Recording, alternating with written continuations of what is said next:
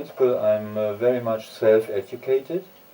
For instance, my first musical education at school was quite terrible, quite authoritarian system at that time, also in musical education, and I totally didn't like. And after that, I first had to recover a bit. So yeah, then I started, as you probably know, with drumming. So drumming is, at that time I didn't see music so as a, let's say, a so overall total experience.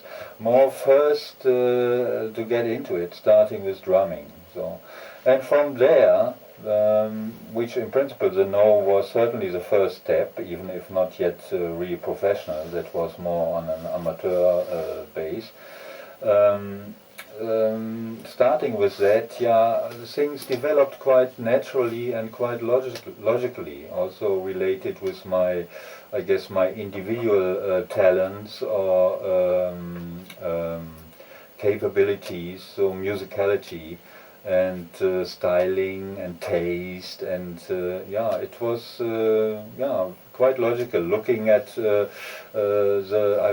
mentioned the NEU, that was 65, 66, and 5 years later it was Kraftwerk, and parallel to this musical life, so also my, let's say, yeah, normal everyday life, so developed in a quite different way. So you, yeah, certainly know this time also, what happened in the 60s, 70s.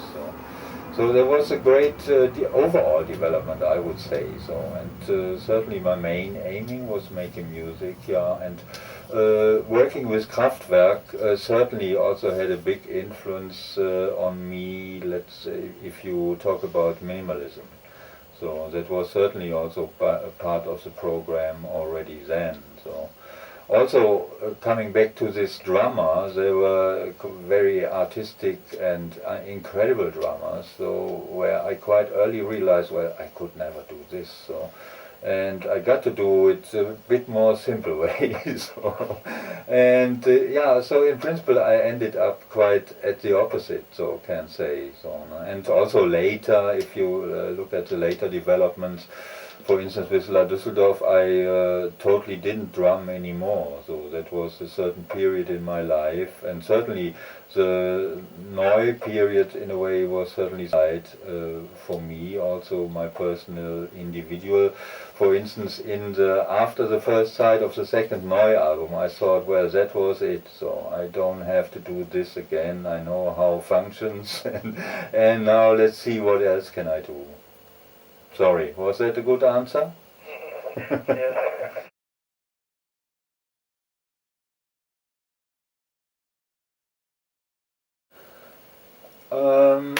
That was sometime in autumn 1970 when Ralf Hütter rang me up and asked me if I could help them. A friend of mine from Kunstakademie, Art Academy in Düsseldorf, somehow recommended me to him. And Ralf Hütter told me they had problems with their drummer, who already finished the first side, the A side of the album. And yeah, somehow he asked me if I was interested to try the second side. So, and I think on the same day I was in the studio already. And yeah, that was somehow surprise event out of the blue. So somebody calling you want to come here, and yeah, I had no idea. I didn't know them at all at that time. So, and yeah, it was a great experience. Exactly what I was waiting for, in principle.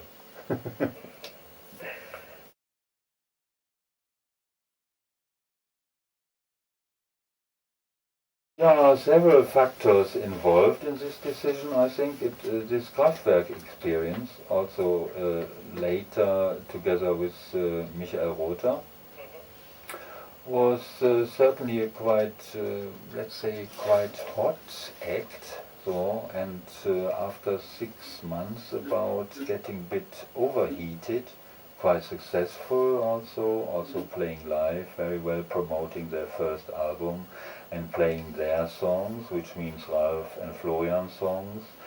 And there comes a point when, let's say, the internal problems arise under this pressure. So we thought, well, we better do our own thing, and they play their songs, and we find out what we can do. That was, in principle, the situation or the reasons why we left. I think everybody wants to do, every serious or honorable artist or architect wants to do his own thing, and not only work for the other guy and play the other guy's songs.